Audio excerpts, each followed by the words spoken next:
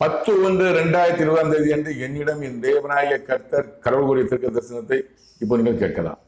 Midi hodum kebi badabatta tengala tuttu kandarandu timma அமெரிக்க தேசம் பாழ்பட்டு கிடக்கிறது. பரிசுத்தப்படுத்துபவன் யார்? ஜனங்களுக்கு விரோதமாக அதிபதி தான் தோன்றித்தனமாக தன் எண்ணத்தையே நிறைவேற்றுகிறார். அவன் ஆவியை நான் எடுப்பேன். அமெரிக்க தேசம் பால்பட்டு கிடைக்கிறது. என் வார்த்தை அல்ல, கடவுள் வார்த்தை. பால்பட்டு கிடைக்கிறது எப்படிங்கிறது அவங்க அந்த மக்களுக்கு தெரியும், உலகத்தினருக்கு தெரியும். பரிசுத்தப்படுத்துபவன் யார்?